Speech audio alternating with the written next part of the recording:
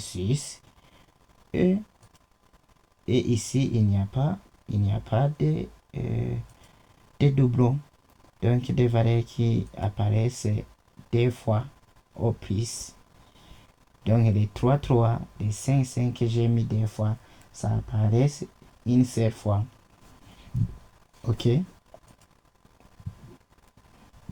Donc, cette sert à stocker des valeurs uniques et les doublons sont automatiquement supprimés. On n'a pas d'index, donc on ne peut pas faire comme on a fait pour accéder à un élément d'un tableau.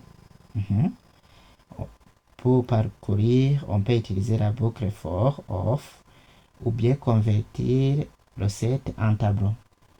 Idéal quand tu veux éviter les doublons. Et on a aussi le map sert à associer une clé à une valeur. Oui, les clés peuvent être de n'importe quel type. Donc ça pourra être des objets, des nombres, des chaînes de caractères, etc. On accède aux valeurs avec .get clé, oui, et on parcourt avec for, off. Donc je déclare un map qui s'appelle capital, un map qui est vide. Ici, je mets rete capital.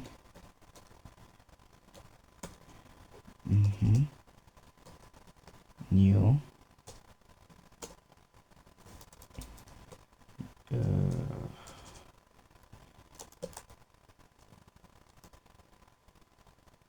New map.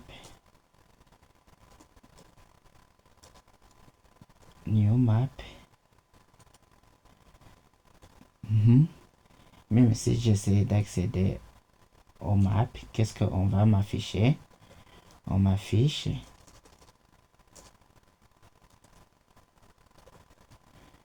console.log.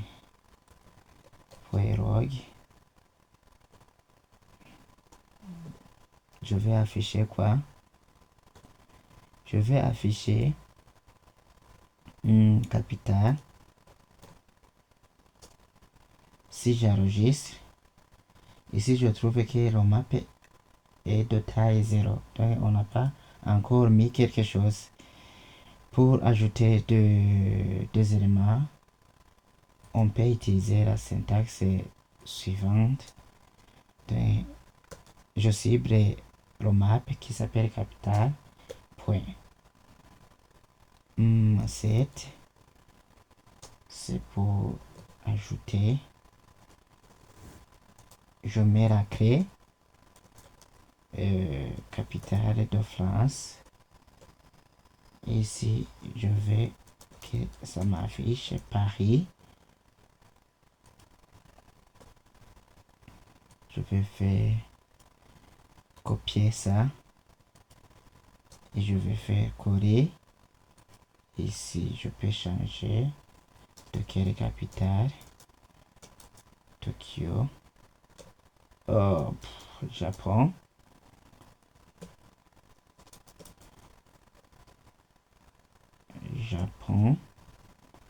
Et ici, je mets Tokyo.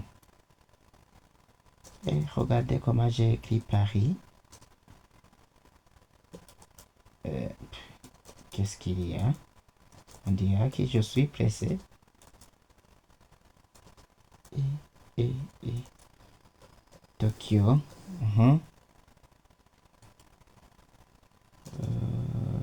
Paris. Si j'enregistre, on trouve France avec Paris, Japon avec Tokyo. Donc, on peut aussi accéder à un élément. On peut afficher un seul élément au lieu de nous afficher tous les éléments les éléments d'IMAP. On peut afficher qu'un seul élément. Donc, quel est le système que je vais utiliser? Je vais faire copier celui-ci. Et je vais accéder à la France. Capitale. Point.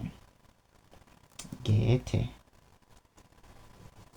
et je dois l'écrire comme j'aurais écrit, c'est Paris. Regardez bien si non, si j'écris France comme clé, c'est la clé. France avec F minuscule. Vous voyez que c'est en fine.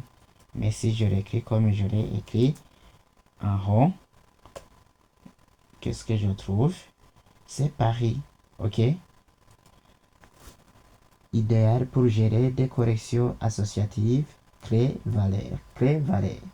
Donc ça, de France, Japon, ce sont des clés. Et Paris, Tokyo, ce sont des valeurs. Tableau récapitulatif. Un tableau qui résume tout. Ici, on a les structures, accès doublon, clé personnalisée, exemple d'usage, array, on a index, l'accès, on peut faire des index, on peut utiliser les indices, des doublons, oui, il peut y arriver des doublons, clé personnalisée, non. Exemple d'usage, on a utilisé liste de fluides 7.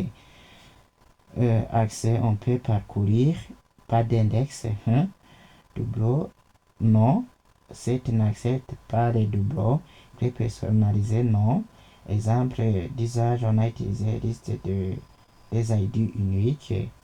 Map, clé NA, on peut utiliser la clé valeur. Les doublons, oui, ça accepte les doublons. Clé personnalisée dictionnaire, on a fait un exemple avec clé valeur. Conclusion, array pour des listes classiques, répétition autorisée. 7 pour des corrections uniques, éviter les doublons. Map pour des associations clés, valeurs flexibles et puissantes. En comprenant ces différences, tu sauras choisir la bonne structure selon ton besoin en JavaScript.